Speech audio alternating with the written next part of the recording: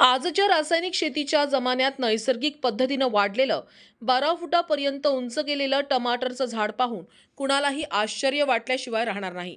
शहरातील भगत लेआउट येथे राहणाऱ्या निर्मला तुमडाम नामक आजींनी आपल्या अंगणात नैसर्गिकरित्या उगवलेल्या टमाटरच्या झाडानं अक्षरशः चमत्कारच घडवला आहे। 6 महिन्याच्या कालावधीत हे झाड तब्बल 12 फूट उंच वाढलं असून त्यावर टमाटराची फळं मोठ्या प्रमाणात लागडलेली आहेत।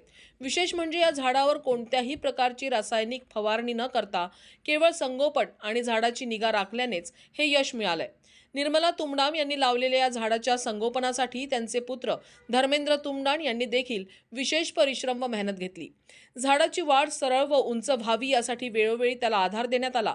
यासोबतच परिसरात माकडांचा उच्छाद आणि त्रास असल्यानं टाकाऊ साड्यांचा वापर करून सदर झाडाला आच्छादन करण्यात आले, ज्यामुळे झाड आणि फळांचे प्रभावी संरक्षण झाले। लागवडापासून ते फळ धारणेपर्यंत सातत्यानं घेतलेल्या काळजीमुळे आज हे टमाटरचं झाड फुलांनी, हिरव्या आणि लाल चुटूक फळांनी अक्षरशः भरलेलं दिसत आहे।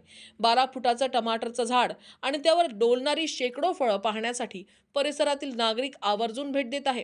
हे झाड सध्या भगत लेआउट मधील आकर्षणाचं केंद्र ठरलं आहे। सदर टमाटरचं झाड हे जून महिन्यात आपोआप उगवल्याचे सांगितले जाते। धुण्या भांड्याच्या टाकाऊ पाण्यातून त्या ठिकाणी या झाडाचा उगम झाला आहे। त्या झाडाचे व्यवस्थित संगोपन झाल्यानेच आज ते फळांनी बहरलं आहे।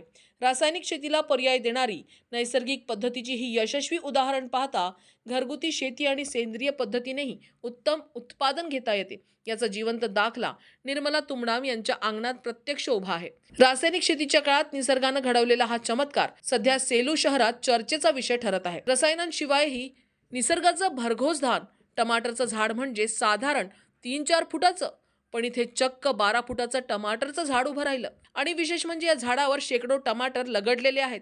तुमडाम यांच्या घरच्या अंगणात उगवलेला हा चमत्कार आज एक मोठा संदेश देतोय। रसायनांशिवायही निसर्ग भरघोस देतोय। साहसिक न्यूज करिता सचिन धानकुटे, सेलू।